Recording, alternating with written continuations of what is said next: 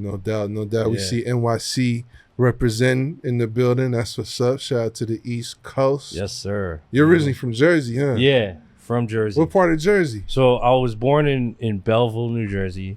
I was raised in Newark and Bloomfield. Okay. So, and those are three towns that are like pretty much connected to each other. And so, yeah, most of my childhood was there. And then in 09, 08, I moved to Brooklyn and just been in Brooklyn ever since. But then pandemic happened, moved to Miami, and then Miami to here. So damn, Miami, was that like, this is where you want to be during the pandemic? They're just on the beach chilling.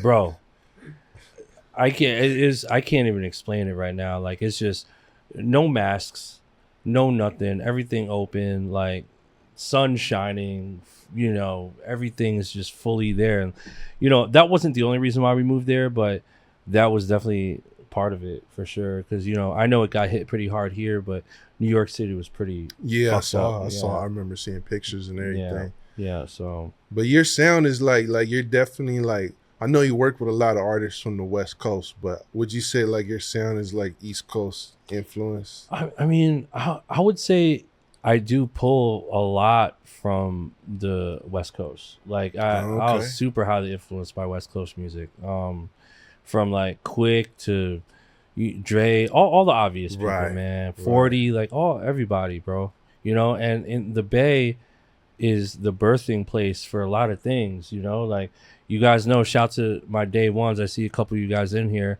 you know, Blap Kids, BLAP. Blap is a Bay Area term. You know what I mean? I started Blap Kids in 2011. Like that was influenced by the Bay. So, and I was in Jersey, you know? That's crazy. Yeah. So, you know, super big influence here on the West Coast. And I don't know, I just, as a Filipino American, I feel like a lot of my people are here, you know, like obviously we got my peoples are in like Jersey and New York for sure, but the DJs, the producers, the break dancers, the singers, the rappers, like they're all on the West Coast. You know, we didn't really have that kind of creative culture necessarily in Jersey, you know. Nah, big time. Yeah, big time. Yo. Shout out to all my Filipino brothers and sisters. Yeah. There would not really be Bay Area hip hop without the Filipino community. Man, I mean, just Qbert alone.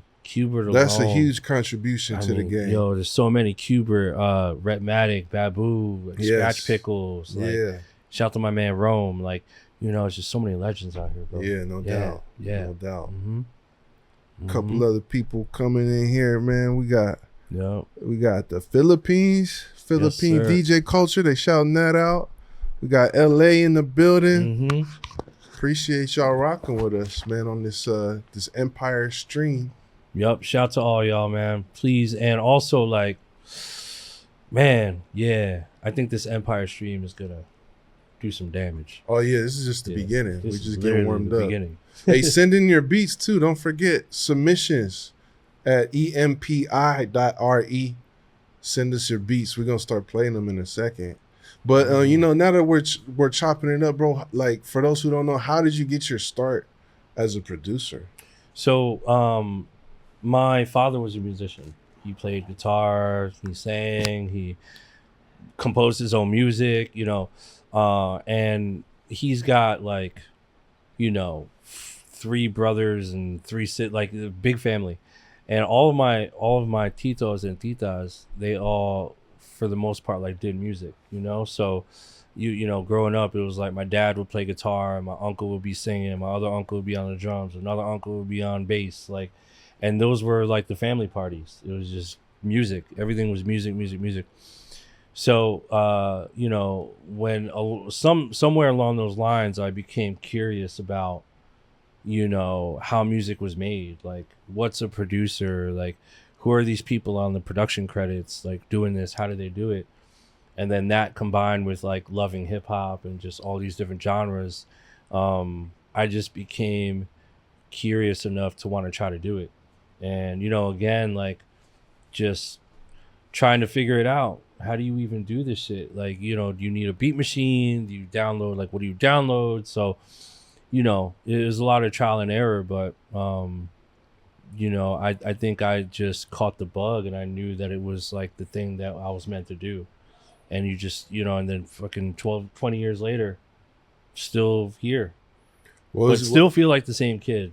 What was your first break as a producer, like in the industry, to get like a placement? I would say the real break that like really turned shit up was 2012. I ended up producing a song called The Morning for Kanye West on the Cruel Summer album. So it was like, you know, Kanye, Kid Cudi, 2 Chainz, Raekwon, Common, Side of Prince, just all on one track. So and crazy. And you know, back then, yeah, it was like, yo, I just got like, I got 10 goats on my first like big placement on one song. And that really opened up the door for me, because like in 2012, it was damn near impossible to get on a Kanye album unless you were signed to one. And the beat was actually produced by me, Jeff Basker, Mike Dean, and Travis Scott. Like Travis was signed as a producer. Like no one gave a fuck about, not give a fuck, but like they didn't know he was like this gonna be this big artist. And so he was a producer, and that was what it was. And so that opened up the door to like more artists paying attention, publishers paying attention. Like, oh shit, Illmind got on a Kanye album. Like, holy shit. Prior to that, I was doing a lot of underground stuff. So like Little Brother, Boot Camp Clik, Mobb Deep, like Elder Sensei, you know, like Skyzoo, you know, all the early stuff.